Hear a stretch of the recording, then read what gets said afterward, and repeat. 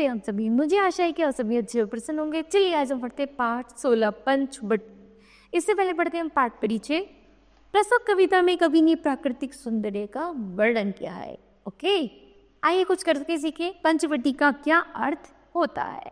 ठीक है, चलिए करते शुरुआत। चारों चंद्र की चंचल किरणें खेल रही जलथल में, सच चांदनी बिछी हुई है अवनी और अंबर तल में। वो कह रहा है चारों चंद्र की, ये जो चमकीला चंद्रमा है, जब ये चमकता है तो ऐसा लगता है मानो पूरी जगत में इसकी चांदनी फैल गई हो। और इसकी चांदनी इतनी सुंदर है जैसे मानो सब जगह एक कैसे चांदनी मतलब चांदी होती है ना, सिल्वर, वह फैल गई हो और वो बहुत ज्यादा चमक रही हो।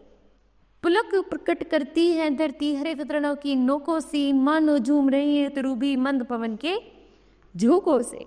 ऐसा लग रहा है कि जब वह चांदनी खिलती है तो मानो जो घास की पेड़ों की पत्ते होते उन पर भी छोटे छोटे चंद्रमा की मोती के समान चमक दिखाई पड़ती है।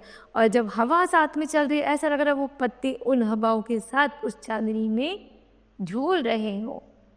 क्या ही स्वच्छ चांदनी है ये, क्या है निस्तंभ दिशा, सह स्वच्छंद सुमंद गंध वह निरांदर है कौन दिशा। यहाँ पर कवि कह रहा है कि यह चांदनी सौंदर्य का जब वर्णन किया है कि जो चांदनी है कितनी साफ और कितनी सुंदर दिखाई दे रही है। चांदनी रात में चमकते हुए चंद्रमा तारे कितने सुंदर दिखाई दे रहे हैं। अर्थात ऐसा लग रहा है जब हवा चलती है तो मानो जो सुमधुर जो छोटे छोटे फूल है उनकी गंध भी चारों तरफ सुंदर महक रही थी। अर्थात चांदनी चमक रही थी और बड़ी मधुर हवा भी सुगंध वाली बह रही है। बंद नहीं अब भी चलते हैं नियमित नाटी के कार्यकलाप, पर कितनी एकांत भाव से, कितने शांत और चुपचाप। ऐसा लग रहा है सब कुछ बिल्कुल शांत है, सब सो गए हैं और सब इस प्रकृति का आनंद ले रहे हैं। वो देख रहे हैं बिल्कुल चुप होकर अपनी बंद आंखों से कि प्रकृति कितनी सुंदर है, प्रकृति का भाव कैसे उठा जाए, प्रकृति कितनी अच्छी लगती है। जब हवा चलती है, पेड़ हिलते हैं, फूल अपनी महक प्रस्तुत करती है, चांदनी चमक बिखेर देती है, तो पूरा संसार एक नए जीवन का आभास कराता है बिखेर देती वसुंधरा मोती सबके सोने पर, रवि बटोर लेता है उनको सदा सवेरा होने पर। यहाँ पर कवि कह रहा है जब चांदनी आती है तो वो सब जगह अपनी मोती बिखेर देती है, लेकिन उन बिखरे हुए मोती को जैसे ही सुबह सूर्य निकलता है वह उन सब मोतियों को समेट लेता है। अर्थात रात को जब ओस की बूंद पड़ती है और उन पर जब चंद्रमा की रोशनी, ऐसा लगता है जैसे कण कण में पृथ्वी पर क्या मोती बिखेर दिए और चमकीले मोती बिखेर दिए। और जब सुबह होती है तो वह ओस की बूंदों को सब सूर्य उनको समेट लेता है और विरामदायिनी अपनी संध्या को दे जाता है। शून्य श्याम तनु जिसको उसका नया रूप झलकाता है। और जब नई शाम नई रात होती है तो एक नया सुंदर मनोहर दृश्य सामने आता है।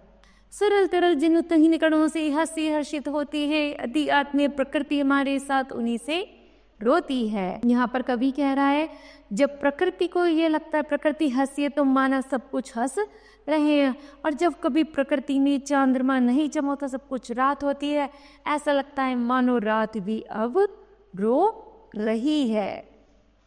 अनजानी भूलों पर भी वह अदय दंड दो देती है, पर बूढ़ों को भी बच्चों सा सदै भाव से सीती है।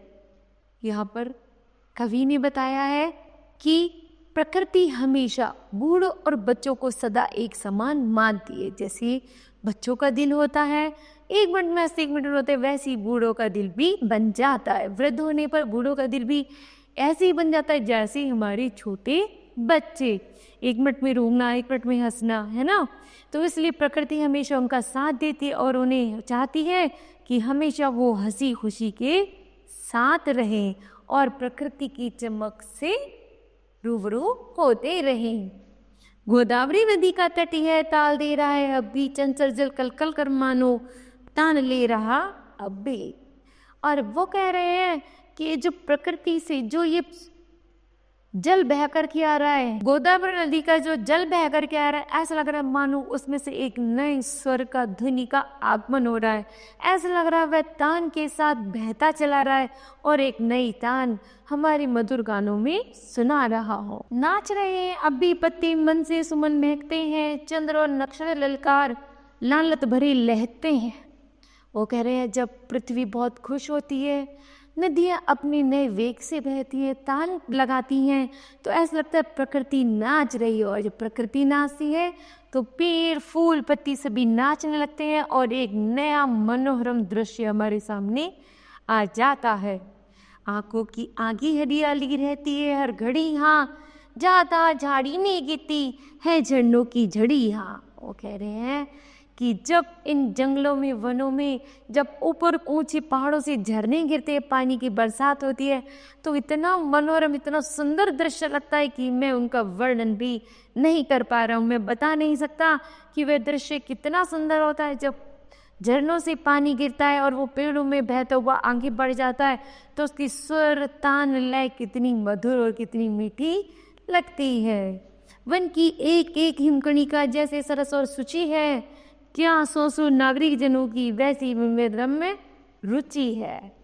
वो कह रहे हैं, मैथिली शरण गुप्त जी कहते हैं कि जैसे कि यहाँ पर वन की एक एक हिमकणी पर, वन की एक एक कण पर जब हिमालय अपनी ओस की बूंद बर्फ से ढकी हुई उसे ढक देता है, बर्फ से ढक देता है, अर्थात उसकी बूंद भी कण कण से उसे मोतियों की तरह चमका देता है, तो मानो ऐसा लगता है जैसे एक नए जीवन का आज शुरू हुआ है और एक नया आयाम हमको मिलने वाला है।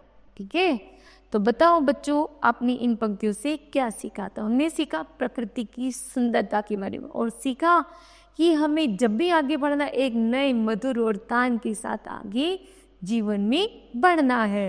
ठीक है, तो मुझे आशा है ये पंक्ति आपको समझ आई होंगी। धन्यवाद।